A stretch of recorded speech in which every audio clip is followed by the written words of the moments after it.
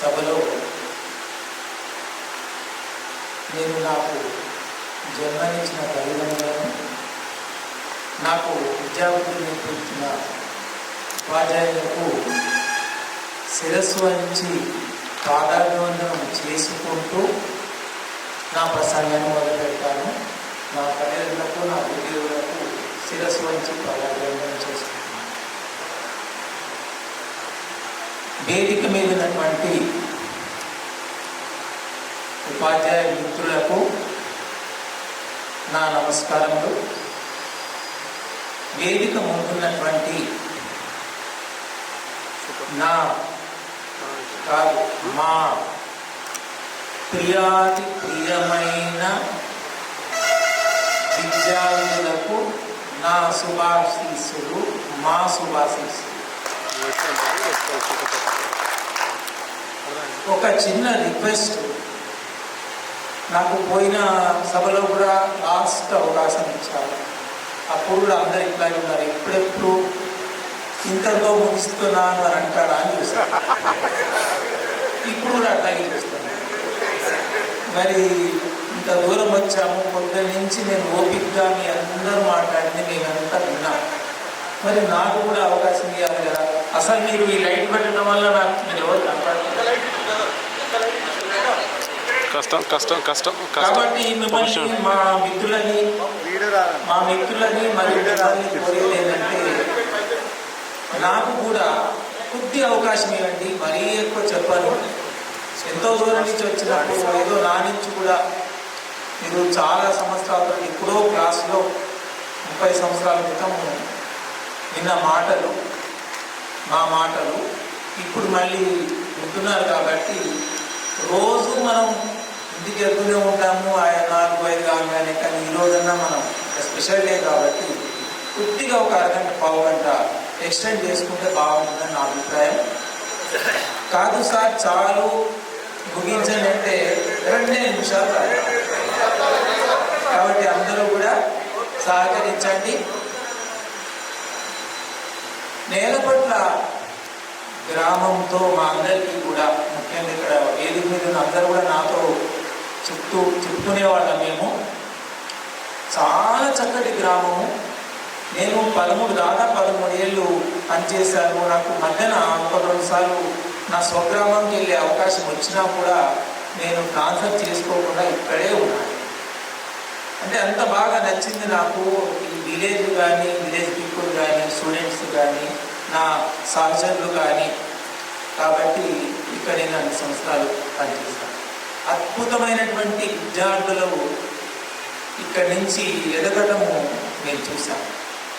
కాబట్టి నేను ప్రసంగాన్ని కొంత కట్ చేసుకుని నేను ఎన్నో చెప్పాలనుకున్నాను. ముఖ్యంగా ఈ వేదిక మీద ఉన్న ఒక్కొక్కరు గురించి, వాళ్ళ దగ్గర నేను నేర్చుకున్నది, వాళ్ళతో నేను పొందినటువంటి సంతోషాలు, అవన్నీ కూడా షేర్ చేసుకుందాం అనుకున్నాను. ఆ పార్ట్ కట్ చేస్తున్నాను. ఎందుకంటే వీళ్ళందరి గురించి చెప్పి మనం ఇక్కడ అనుభవం చెప్పాలంటే మీరు ఇబ్బంది పడతారు. కాబట్టి యాక్చువల్గా ఒక్కొక్క చాప్టర్ వీళ్ళు ఎన్నో అనుభూతులు వీళ్ళతో. అసలు వీళ్ళతో కలిసి పనిచేయటము నా పూర్వజన్మ సుకృతం అనుకుంటున్నాను. ఎందుకంటే నేను దాదాపుగా ఎన్నో కాలేజీలో, స్కూల్స్లో పనిచేశాను. చాలా మందితో పనిచేశాను. కానీ ఓపెన్గా డాష్ నుంచి చెప్తున్నా, నేను ఇక్కడ పొందినటువంటి సంతోషము మిగతా చోట నాకు అంత లభించలేదు. ఆ ఆత్మీయత స్టాఫ్లో. అదేవిధంగా నేను కాలేజీలో పనిచేసినా కూడా చాలా కాలేజీలో నాకు స్కూల్లో లభించినటువంటి విద్యార్థుల దగ్గర నుంచి, స్కూల్లో లభించినటువంటి ప్రేమ అనురాగాలు నాకు అక్కడ తక్కువ అనిపించినాయి. కంపేర్ చేస్తే వాళ్ళు కూడా ప్రేమగా తీసుకున్నారు, కానీ తక్కువ అనిపించింది. ఇక్కడ బ్యాచులర్గా ఈ గ్రామంలో ప్రవేశించి మహానుభావులు బాలయ్య సారు నాయకత్వంలో పనిచేస్తూ, ఇటువంటి శ్రీనివాస్ సార్ లాంటి సీనియర్లతో, సార్ వాళ్ళ అటువంటి సీనియర్స్తో పనిచేస్తూ ఎన్నో నేర్చుకున్నాను. నా కెరియర్ డెవలప్మెంట్ కోసం నా జీవితం డెవలప్మెంట్ కోసము, నా డిసిప్లిన్ డెవలప్మెంట్ కోసము వీళ్ళతో కలిసి పనిచేయటం వల్ల చాలా విషయాలు తెలుసుకున్నాను. సో అదంతా కూడా ఇప్పుడు చెప్పాలని చెప్పాను, ఎందుకంటే అది చెప్పాలంటే చాలా టైం పడుతుంది. చాలా చాలా మంచి వ్యక్తులు. సింపుల్గా ఒక మాటలో చెప్పాలంటే మరి ఎన్ని సమావేశాలు పెంచినా నేను వీళ్ళందరితో వస్తూనే ఉంటాను. వీళ్ళందరి పక్కన కూర్చుంటే నాకు ఎక్కడో స్వర్గంలో కూర్చున్నట్టు అనిపిస్తుంది. అదేవిధంగా మీ ముందు కూర్చున్నా కూడా అదే భావన కలుగుతుంది. ఇక ఈ గ్రామంలో 14 ఆగస్టు 89 సంవత్సరంలో జాయిన్ కావడానికి వస్తే బాలయ్య సారు హెడ్ మాస్టర్గా ఉన్నారు. జాయినింగ్ రిపోర్ట్ ఇచ్చాను. సార్ని చూడంగానే చాలా సీరియస్గా తీసుకున్నాను నా జాయినింగ్ రిపోర్ట్. ఇందులో ఇక్కడికి వచ్చాను, ఆయనేమో సార్ అంత సీరియస్గా ఉన్నారు సారు, నాకు ఇక్కడి నుంచి ఎట్లా మరి ఇంకేం పని చేయాలి అంత సీరియస్గా చూస్తున్నారు అనుకున్నా. తెల్లారి ఆగస్టు 15 జెండా వందనము. నేను ఇక్కడే పడుకున్నా. నేను నైట్ పిచ్చిరెడ్డి గారి ఇంట్లో పడుకున్నా. నేను తర్వాత క్రమంగా చూస్తే అసలు ఇక్కడి నుంచి వెళ్ళబుద్ధి కాలేదు. అంత డిసిప్లైన్, అంత సిస్టమేటిక్ అడ్మినిస్ట్రేటర్ బాలయ్య సార్. తర్వాత శ్రీనివాస్ సారు ఎగ్జామినేషన్ ఇన్ఛార్జిగా ఉన్నారు. అప్పుడు నేను బ్యాచులర్ కాబట్టి దగ్గర తీసుకొని అందరూ చిన్నపిల్లవాళ్ళకి చూసేవారు నన్ను. అన్నీ నేను అది కాదు బాబు, ఇట్లా బాబు, అట్లా బాబు, సత్తయ్య సార్ ఉండేవారు. ఇట్లా సీనియర్ దగ్గర ఎంతో అనుభవం. తర్వాత ఇక్కడ తీపి జ్ఞాపకాలు ఎన్నో ఉన్నాయి. ఇక్కడ ఈ మన 15 ఆగస్టు జెండా వందనము, ఆ పండుగలు కానీ, ఆ జ్యూస్ కానీ, 26 జనవరి కానీ, ఆటల పోటీలు కానీ, తర్వాత కల్చరల్ యాక్టివిటీస్ కానీ, సెల్ఫ్ గవర్నమెంట్ డేస్ కానీ, అవన్నీ కూడా happy days. Self government days, ఈ డేస్ అన్నీ కూడా హ్యాపీ డేస్. మీ భాషలో మన భాష చక్కటి అనుభూతి, చక్కటి ఆనందం. ఇక విద్యార్థుల విషయానికి వస్తే ఒకటే గమనించండి, కొంతమంది మేము చెడు వినలేదు, వినకుండా మేము సరిగ్గా చదువుకోలేదు, మేము డెవలప్ కాలేదని బాధపడుతున్నారు. అది వదిలిపెట్టండి. నాకు సార్ చెప్పినట్టు కేవలము చదువుకుంటే మంచిదే, చదువుకుంటే ఒక సిస్టమేటిక్ లైఫ్ ఉంటుంది. కొన్ని కారణాల వల్ల ఆ రోజుల్లో అమ్మాయి ఫస్ట్ క్లాస్ వస్తే వాళ్ళు ఏం తప్పు చేయలేదు, పాపం ఫస్ట్ క్లాస్ వచ్చింది. కానీ ఆనాటి పరిస్థితుల్లో తల్లిదండ్రులు పెళ్లి చేసేసి అమ్మాయిని మా బాధ్యత తీర్చుకున్నామనే పరిస్థితులు ఆ రోజుల్లో. అంటే వాళ్ళు చదువుకోవాలని కోరిక ఉన్నా కానీ ఆ రోజు సాంప్రదాయాలు ఉన్నాయి కాబట్టి చదువుకోలేని పరిస్థితి. కాబట్టి కొన్ని కారణాలు మన తప్పులు కాదు. కొన్ని కారణాల వలన చదువుకోలేకపోయినా కూడా చదువుకున్న వాళ్ళంతా గౌరవం పొందుతారు. మీరు మనకి కావాల్సింది ఏంటంటే ఒక క్రమశిక్షణ, ఒక అంకితభావం, ఒక మంచితనము, ఒక మానవత్వము, తోటి మనిషికి సహాయం చేసేటువంటి గుణము, ఇవన్నీ ఉంటాయి. ఇవన్నీ ఉంటే అందరూ ఒకటే. కాబట్టి ఇటువంటి సమావేశాలు ఏర్పాటు చేసుకున్నప్పుడు హోదాల గురించి మనం ప్రస్తావించుకున్నా కానీ అదే క్రైటీరియా తీసుకోకండి. అదే ఇప్పుడు మేము ఇక్కడ కూర్చున్నాం, మేము ఫ్రెండ్స్ అంటాం. అంటే ఎవరెవరు రకరకాల హోదాల్లో పనిచేస్తున్నారు, పనిచేసాము, వెళ్ళిపోయాము, మాజీలం అయిపోయాము. కానీ ఇక్కడికి వచ్చినప్పుడు మాత్రం అందరూ కూడా మీరందరూ ఫ్రెండ్స్గా అనుకోండి. అక్కడ హోదాల గురించి అనుకోవద్దు, స్నేహం గురించే మాట్లాడుకోవాలి. హోదా గురించి మాట్లాడుకోవాలి కానీ మన స్నేహితుడు ఇంత హోదాలో ఉన్నాడని గొప్పగా చెప్పుకోవచ్చు, తప్పులేదు. అంతేగాని అతను ఉన్నాడు కాబట్టి అతనే గొప్పవాడు అని అనుకోకూడదు. అందరం ఒకటే. కానీ మన స్నేహితుడు ఈ స్థాయికి వచ్చాడని మనం సంతోషపడతాం. ఇంకా ఈ నేలపట్ల గ్రామంలో నేను 13 బ్యాచ్లు సుమారుగా 10th క్లాస్ బ్యాచ్లో రకరకాల విద్యార్థులు రకరకాల స్థాయిలో ఉన్నారు. మంచి మంచి ఉన్నత స్థితిలో ఉన్నారు పల్లెటూరు నుంచి విద్యార్థులు. ఇక ఫస్ట్ ఒకటి మర్చిపోయాను నేను. మీరు అనేక పోరాటాల అనంతరం పోరాటాలు చేసి చేసి ఈరోజు విజయం సాధించారు. మీరు ఏదంటే మీ మాటల్లోనే నాకు అబ్బాయి ఎవరో చెప్పారు, చూసుకుని ఈరోజు అయిపోయిందా కాదా, బయలుదేరాల వద్దా అంటున్నామని చెప్తున్నారు. అనేక పోరాటాల ఫలితంగా ఈరోజు ఇక్కడ మీరు కలుసుకున్నారు. మిమ్మల్ని అందరినీ కూడా అభినందిస్తూ మనస్ఫూర్తిగా నిజంగా మా జన్మ ధన్యమైందని చెప్తున్నాను నేను.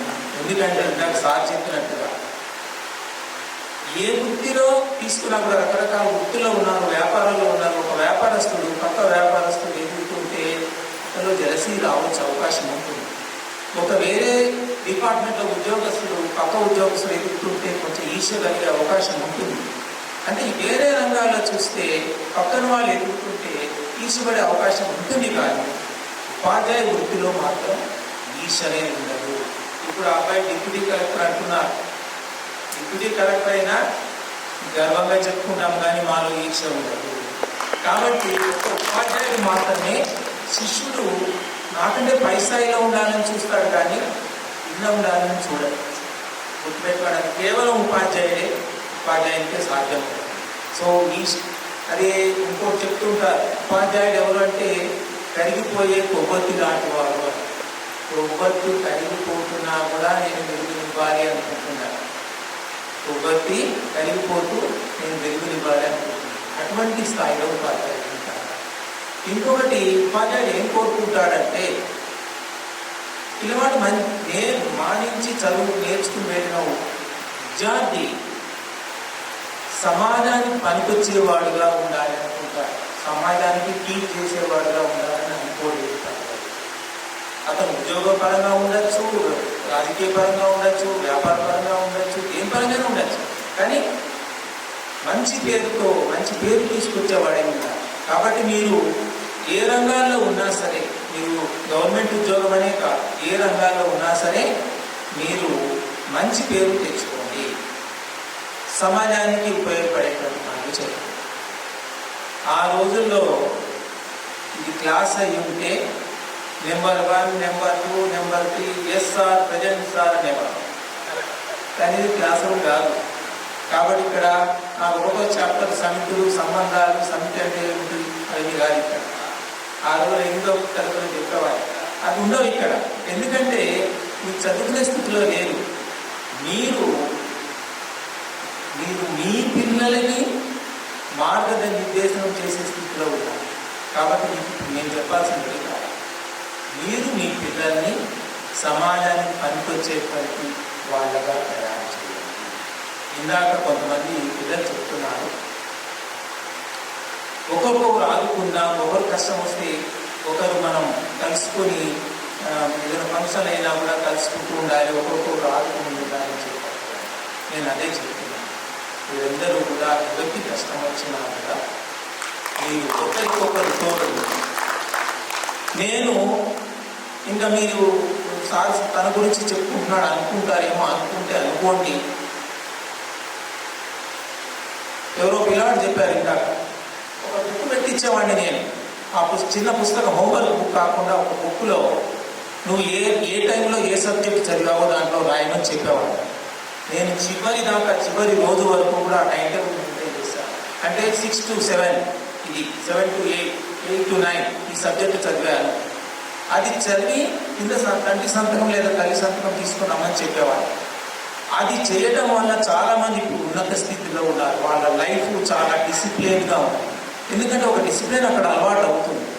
ఎట్లయితే మనం చదువుకునే రోజుల్లో 24 గంటలు సద్వినియోగం ఎట్లా చేసుకోవాలని చెప్పి, ఎట్లా చదువుకోవాలి, ఎట్లా సిస్టమేటిక్ ఉండాలని టైం టేబుల్ రాసుకున్నామో, అదేవిధంగా ఇప్పుడు మీరు కూడా మీ లైఫ్ని ఒక డిసిప్లిన్గా, ఒక ప్లాన్డ్ లైఫ్ గడపండి.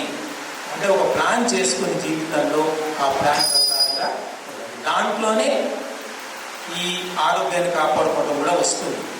ఆ డిసిప్లిన్లోనే ఆరోగ్యాన్ని కాపాడుకోవడం కూడా వస్తుంది. అది కూడా ఒక భాగం.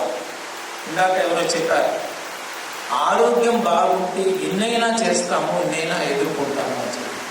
కాబట్టి ఫస్ట్ అది కాపాడుకోవాల్సిన అవసరం. రెండోది, మీ పిల్లలకి మార్గనిర్దేశనం చేయండి, సరి అయిన మార్గనిర్దేశనం చేయండి. ఇప్పుడున్న బాధ్యత మీ మీద. ఎందుకంటే మీ సూపర్విజన్ సరిగా లేకపోతే సమాజంలో మీకు సమాజానికి పనికిరానటువంటి పిల్లల్ని మీరు ఇచ్చిన వాళ్ళే ఉంటారు. మీ చదువుకోకపోయినా పర్వాలేదు, కానీ మీరు వాళ్ళని ఒక డిసిప్లిన్ మార్గంలో వాళ్ళని తీసుకుంటారు. అట్లాగే మిమ్మల్ని కోరేది ఏంటంటే మీరు వివిధ హోదాల్లో మీరు ఏ స్థాయిలో ఉన్నా కూడా సమాజానికి పనికొచ్చే పనులు చేయండి. నేను ఒకటి చెప్తాను, మీరు ఎఫర్ట్ చేయగలిగితే, పోయిన మీటింగ్లో కూడా చెప్పాను, ఒక రోజున ఒక జాతీయ పండుగ రోజు కానీ, లేకపోతే మీ పుట్టినరోజు కానీ, లేదా మీ నచ్చిన వాళ్ళ పుట్టినరోజు, ఏదో ఒక రోజున మీరు సొసైటీకి పనికొచ్చేటువంటి పని చేయండి. ఒక అనాథాశ్రమానికి వెళ్ళండి. ఇప్పుడు నేను లాస్ట్ మీటింగ్లో చెప్పాను, మీకు తెలుసు, 3 ఏళ్ల నుంచి అమ్మ నాన్న అనాథాశ్రమంలో నా పుట్టినరోజు నాడు మా పిల్లలు అన్నదానం చేస్తున్నారు. ఇదే నేలపడ్డ పిల్లలు 93 SSC బ్యాచ్ వాళ్ళే డబ్బులు ఇచ్చేసి ఒక 600 మంది అనాథలకి అన్నదానం చేస్తున్నారు. వాళ్ళు 3 ఏళ్ల నుంచి నేను కూడా అక్కడే వాళ్ళతో పాటే తింటున్నాను. నేను ఆ అనాథలకి నేను వడ్డించాను, ఈ సంవత్సరం కూడా వడ్డించి వాళ్ళతో పాటే తింటున్నాను. అట్లా మీరు సొసైటీకి ఏదైనా పనికొచ్చేటువంటి కార్యక్రమం చేయండి. మీరు ఎఫర్ట్ చేయగలిగిన వాళ్ళు, ఇంకా వెంకటేశం అంటున్నారు, నేను ఆర్థికంగా కానీ లేదా నా వృత్తిపరంగా కానీ నేను హెల్ప్ చేయడానికి ముందుకు వస్తానని చెప్పి. కాబట్టి సొసైటీకి పనికొచ్చే పనులు మీరు ఏదైనా చేయండి. మీ విలేజ్కి పనికొచ్చే పనులు ఏదైనా చేయండి. ఇందాక మన వెంకటేశం గురించి సార్లు మాట్లాడారు, డిప్యూటీ కలెక్టర్ హోదా అని చెప్పి. చాలా సంతోషం అనిపిస్తుంది మాకు. ఆ అబ్బాయి ఏం చెప్పాడు, ఇన్కమ్ సర్టిఫికేట్ డేట్ దిద్దుకున్నాము అని చెప్పారు. That is called forgery. Forgery చేస్తే మేమేం చేశాము, దాన్ని మొదట్లో తుంచేసాము. తుంచడం వల్ల ఏమైంది, ఇప్పుడు ఆయన ఇన్కమ్ సర్టిఫికేట్ ఇచ్చే స్థాయికి ఎదిగాడు. ఇప్పుడు ఇక్కడ తుంచడం వలన ఆయన ఇన్కమ్ సర్టిఫికేట్, ఆయన సంతకం పెడితే ఇన్కమ్ సర్టిఫికేట్ ఇచ్చే స్థాయికి ఎదిగాడు. చూడండి. సో ఆ రోజుల్లో బయట నిలబెట్టిన మేడం లేట్ వస్తే మేడం బయట నిలబెట్టారంటారు, పనిష్మెంట్ ఇచ్చారంటారు, క్లాసులో పనిష్మెంట్ ఇచ్చారంటారు. ఇవ్వడం వలన సరి అయిన మార్గంలో ఉంటారు. ఆ రోజు మీకు కోపం వస్తుంది, కానీ ఈ రోజున తెలుస్తుంది. ఒకటి 2 చిన్న చిన్న సంఘటనలు గుర్తు తెచ్చుకుంటాను. కృష్ణయ్య ఇందాక చెప్పాడు, నాతో పాటు ఒలిగొండ కాలేజీలో గెస్ట్ ఫ్యాకల్టీగా పనిచేశారు. అది ఒక అద్భుతమైన రోజు. ఎందుకంటే స్టాఫ్ రూమ్లో శిష్యులు గురువు ఎదురెదురుగా కూర్చుని ఒకటే కాలేజీలో పనిచేయడం అంటే ఎంత మంచి రోజు అది. చూడండి, ఎంత సంతోషం అనిపిస్తుంది. అట్లాగే జహంగీర్ పాషా చెప్పాడు మొన్న మా ఇంటికి వచ్చినప్పుడు, నేను టీచర్గా పనిచేస్తున్నానని చెప్పి. ఉపాధ్యాయుడికి అంతకంటే ఏం కావాలి? ఆ శిష్యుడు ఉపాధ్యాయుడిగా ఒక పవిత్రమైన వృత్తిలో ఉన్నాడని చెప్పి చాలా గర్వపడ్డాను. అట్లాగే డిప్యూటీ కలెక్టర్ మన వెంకటేశము ఇట్లా డిప్యూటీ కలెక్టర్గా చేస్తున్నారని ఆ అబ్బాయి ఏం చేశాడంటే, మొన్న నాగార్జున సాగర్లో ఇల్లు సర్వే చేశారు. ఏ ఇంట్లో ఎవరు ఉంటున్నారు, ఇది వీళ్ళకి ఇల్లు రెగ్యులరైజ్ చేయొచ్చా చేయకూడదని గవర్నమెంట్ ఆర్డర్ ఇచ్చినప్పుడు సర్వే చేయడానికి వెళ్ళాడు. మా ఇంటికి ఎవరు, మీ ఫ్రెండ్ మా ఇంటికి వెళ్ళి సర్వే చేసి, ఎస్ ఈ ఇల్లు ఈ రమణమూర్తి సార్ వాళ్ళదే అని చెప్పి సర్టిఫై చేశాడు. నా శిష్యుడు సర్టిఫై చేస్తే నాకు ఇల్లు వచ్చింది నాగార్జున సార్. అది మీ ఫ్రెండ్ చేసిన పని అంటే ఎంత గొప్పగా ఫీల్ అయ్యాను నేను. చూడండి, సర్వే ఆఫీసర్గా మన వెంకటేశ్వర మీరు కోరుకునేది అదే.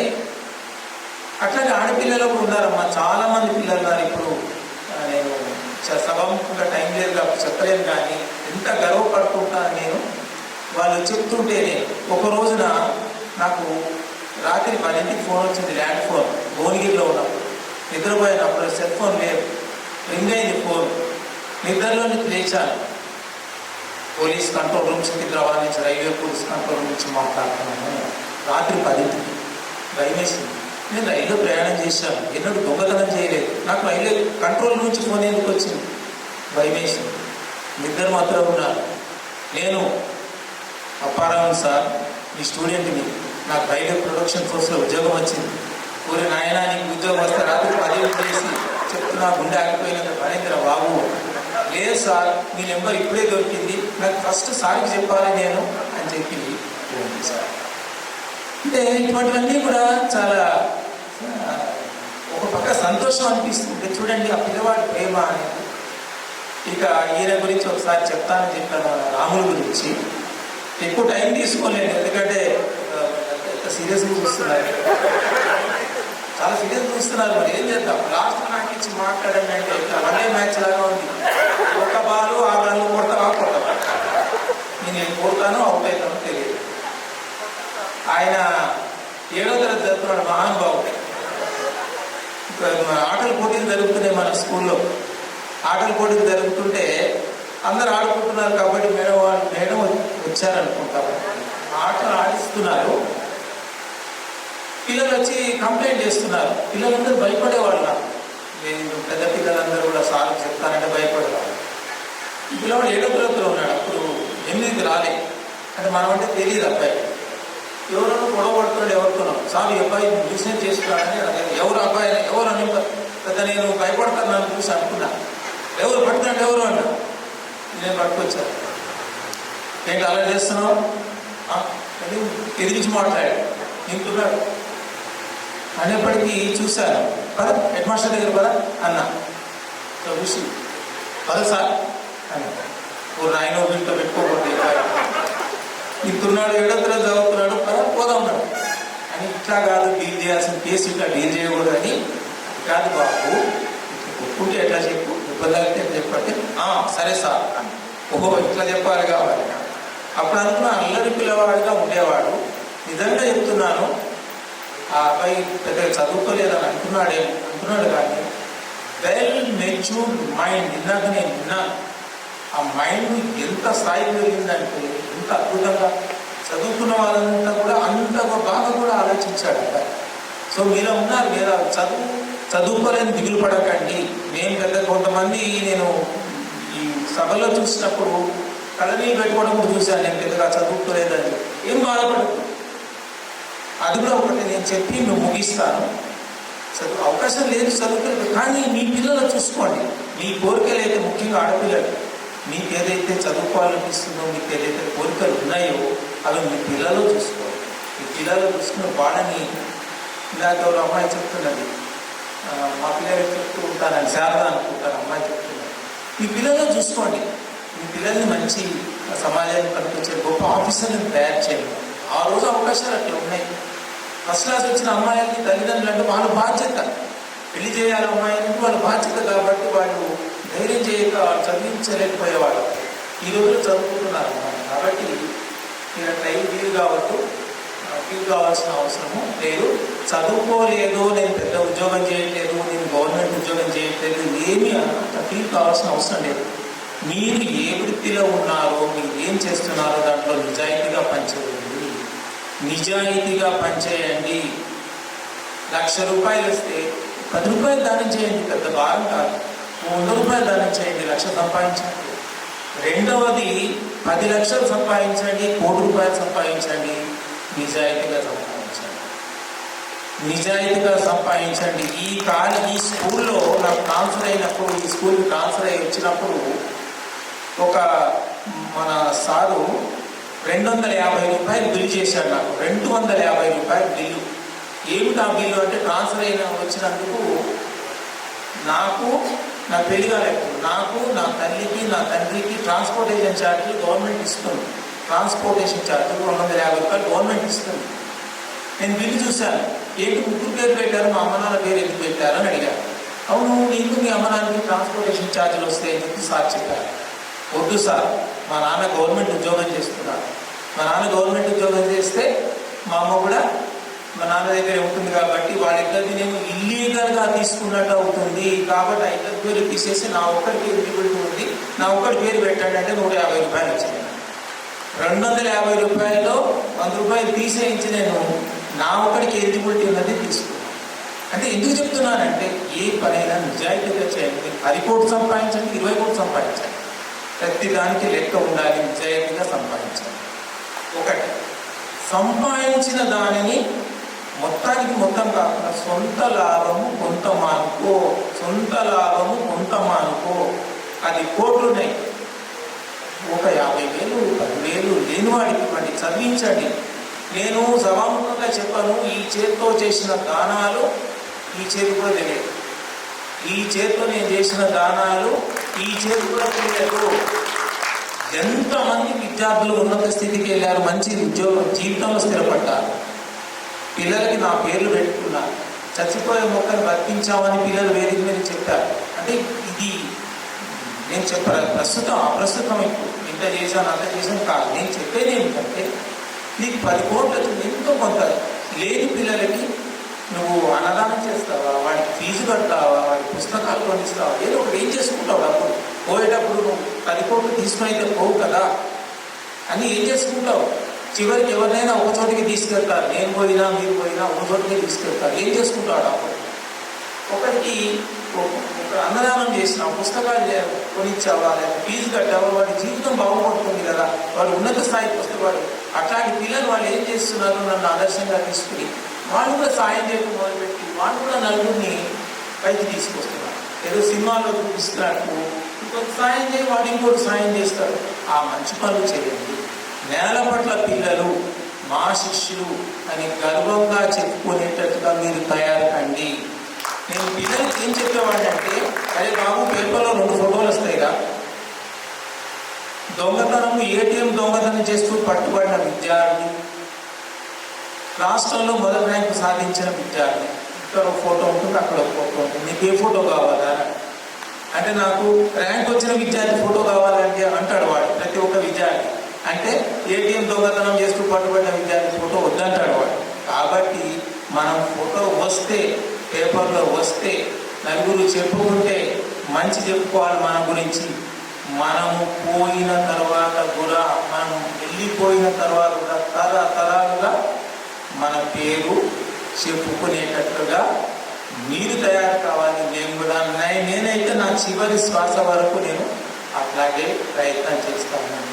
చివరి వరకు కూడా నేను వెళ్ళిపోయినా కూడా నా పేరు తలుచుకునేటట్టుగానే నేను ప్రవర్తిస్తాను. కాబట్టి క్రమశిక్షణగా ఉండండి, డిసిప్లిన్గా ఉండండి, నాకు సంపాదించిన నలుగురికి సహాయం చేయండి. ఇటువంటి కార్యక్రమాలు ఏర్పాటు చేసుకుంటూ ఒకరి బాధలు ఒకరు పంచుకోండి, నిజాయితీగా ఉండండి.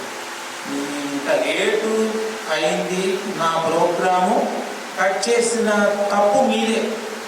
నేను ఇంకా మాట్లాడాలనుకున్నా కూడా మాట్లాడకుండా అడ్డుకట్ట వేసింది మీరే. కాబట్టి ఆ తప్పు మీదే. చాలా చెప్పాలనుకున్నాను, చెప్పలేకపోతున్నాను. వద్దు, ఎందుకంటే అందరి బాధ మనం అర్థం చేసుకోవాలి. పెద్ద మనుషులు వాళ్ళు చాలాసేపటి నుంచి కూర్చున్నారు. నేను నిలబడకుండా మాట్లాడడం తప్ప అందరి బాధలు మనం దృష్టిలో పెట్టుకోవాలి. ఈ రిక్వెస్ట్ ఏంటంటే, ఈసారి ప్రోగ్రాం ఏర్పాటు చేస్తే నన్ను దృష్టిలో పెట్టుకుని 1 గంట మాత్రమే కేటాయించండి. కనీసం 1 గంట కేటాయించండి. ఎవరైనా మీ ఫ్రెండ్స్ వాళ్ళు చేస్తుంటే చెప్పండి. 1 గంట కేటాయిస్తే ఎన్నో అనుభవాలు ముఖ్యంగా నా కొలీగ్స్ గురించి నేను చెప్పుకోవాలి. వీళ్ళతో ఎంత ఆనందం పొందాను, వీళ్ళు నన్ను ఎంత ఎంకరేజ్ చేశారు. బ్యాచులర్గా వచ్చి వెళ్ళిన వాడిని ఇక్కడ నేను బ్యాచులర్ వచ్చి పెళ్లి చేసుకుని ప్రమోషన్ వెళ్ళేవాడిని కాబట్టి అన్నీ పంచుకోవాలి. పిల్లలు చాలామంది పిల్లల్ని చూశాను, వాళ్ళ గురించి కూడా చెప్పుకోవాలనుకుంటున్నాను, కానీ చెప్పలేని పరిస్థితి ఉన్నది ఇప్పుడు. కాబట్టి ఈసారి వదిలేసేయండి. నెక్స్ట్ టైం మాత్రం కొద్దిగా నాకు ముందు అవకాశం ఇవ్వాల్సింది.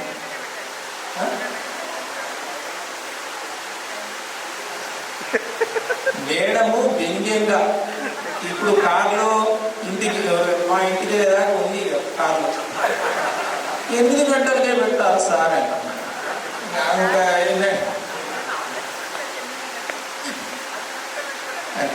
అంటే ఏం లేదు, కానీ వేరే ఉద్దేశం కాదు. నాకు చాలా ఇష్టమైన ఊరు, ఇష్టమైన పిల్లలు, ఇష్టమైన స్టాఫ్. మరి నన్ను కట్టేసినట్టుగా అనిపిస్తున్నది, కానీ ఏం చేయలేని పరిస్థితి. మరొక్కసారి అందరికీ పేరు పేరున హృదయపూర్వక కృతజ్ఞతలు తెలియజేసుకుంటున్నాను. ఎంతో పుణ్యం చేసుకుంటే నాకు ఈ మైక్ పట్టుకుని మాట్లాడే అవకాశం నాకు దొరికింది. ఎంతో పుణ్యం చేసుకున్నాను. ఒక గురువుగా మళ్ళీ కలుస్తూనే ఉంటాను. మనందరినీ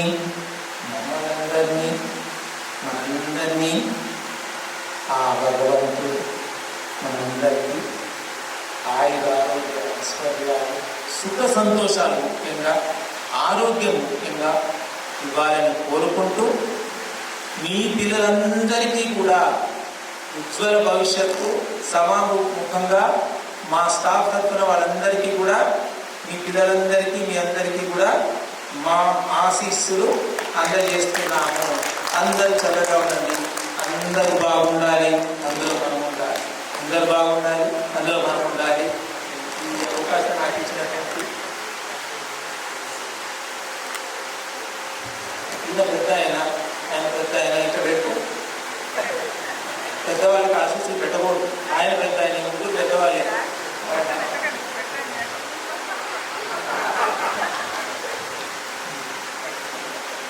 థ్యాంక్ యూ వనండా, చాలా సంతోషం బాబు. నాకు అసంతృప్తిగా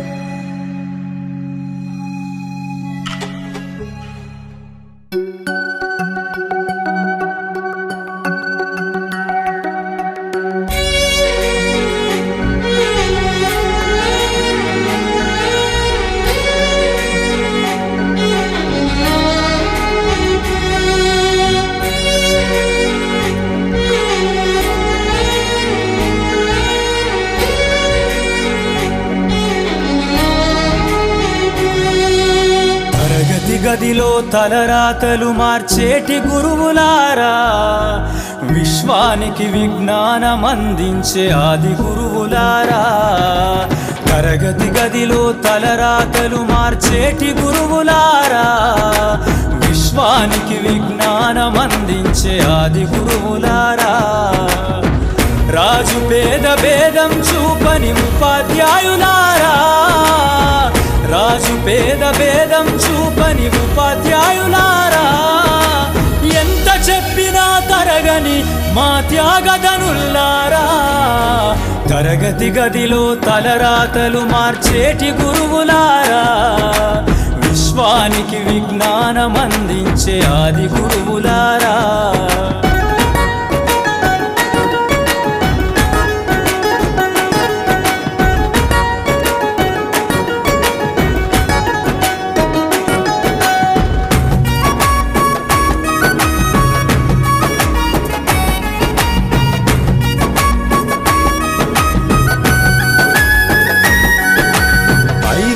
వయసులోన పలక బలపంతో మొదలు పయనం, అంచలంచెలుగా మేమెదుగుతుంటే మురిసెను మీ హృదయం.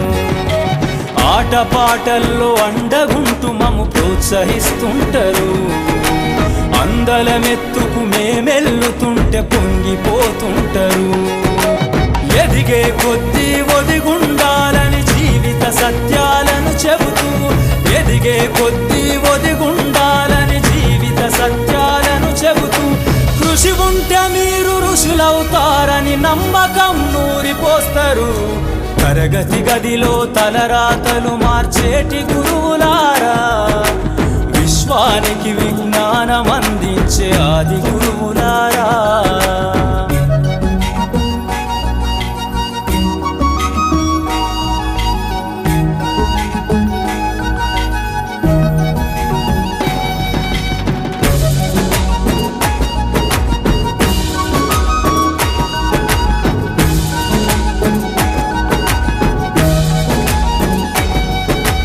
గొప్ప గొప్ప మేధావులను ప్రపంచానికి అందిస్తారు.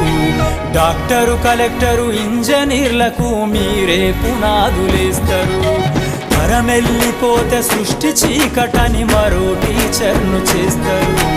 రేపటి తరము అంధకారంగా ఉండొద్దని ముందుంటారు.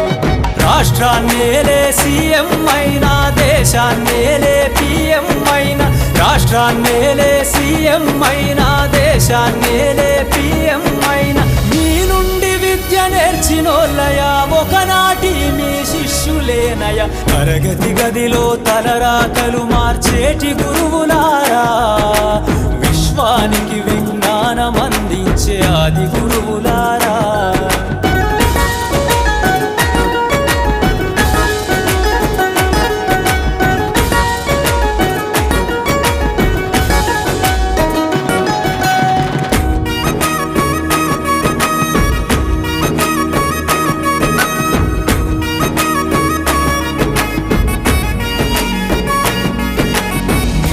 చిందే జీవితం పచ్చ పెన్నుతో పెట్టే సంతకం, సమాజంలో ఈ గౌరవం 10 మందిల గొప్పగా బతకటం. ఎట్ల తీరునో మీ రుణం, ఏమిస్తే చెల్లునో మీ త్యాగం. మాటల్లో చెబితే సరితూగునా టీచర్ల గొప్పతనము. నింగి నేల ఉన్నన్నాళ్ళు మీ విద్య బోధనుండాలయ్యా, నింగి నేల ఉన్నన్నాళ్ళు మీ విద్య బోధనుండాలయ్యా. అధ్యాపకులే లేకుంటే ఈ వ్యవస్థ చీకటి పాలయ్యా. తరగతి గదిలో తలరాతలు మార్చేటి గురువులారా, విశ్వానికి విజ్ఞానం.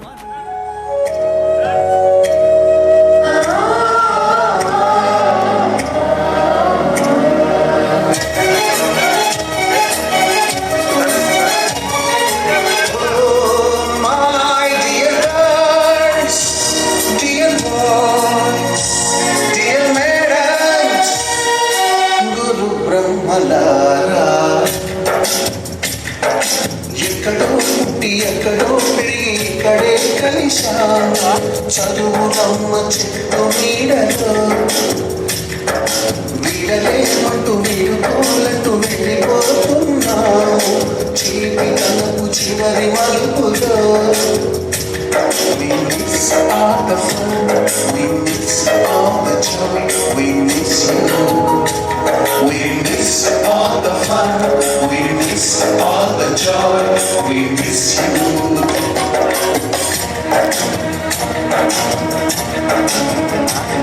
నాకు వాళ్ళు డ్యాన్స్ చేస్తున్నా చేసుకోండి.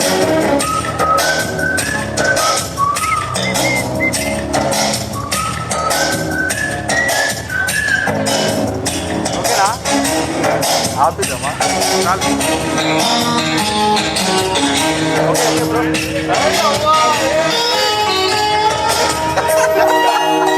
అప్పుడే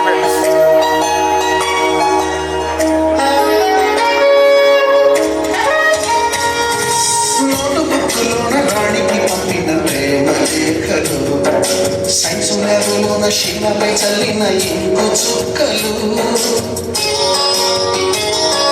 ఫస్ట్ బెంచిలోన భూమిపై వేసిన పేపరు ఫ్లైటులు రాజచెట్టు నుంచి రాబట్టు లాగిన రబ్బరు బ్యాండులు రాజేషు ఇచ్చిన రోజా పువ్వులు శ్రీవాణి పెట్టిన చెవిలో పువ్వులు కైలాషు పూసిన కాకి కూతలు కళ్యాణి తెచ్చిన లెంపకాయలు మరపురాని తిరిగి రాని గురుతులను నీ మనసు నొచ్చుకుని ఉంటే మన్నించండి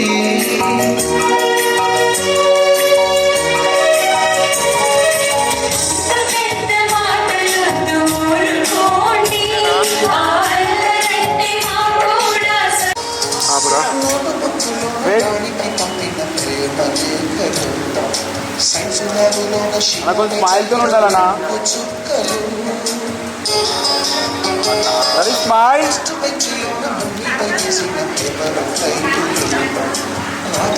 సార్ ఇక్కడ రా సార్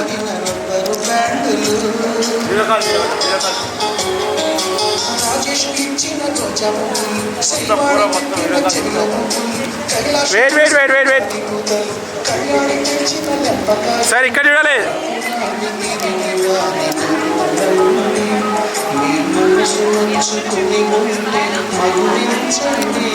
సార్ ఒక్కసారి ఇక్కడ ఉండండి సార్ అందరు రెడీ స్మైల్ సార్ ఇక్కడ ఇక్కడ ఇక్కడ లైట్ వస్తలేదురా bike bike bike back back ఓకేనా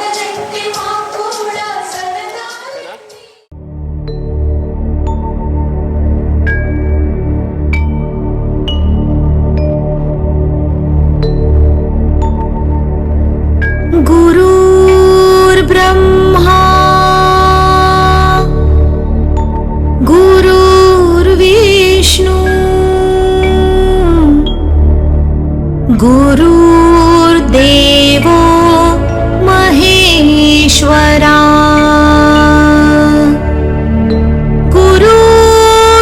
गुरुर्साक्षात् परब्रह्मा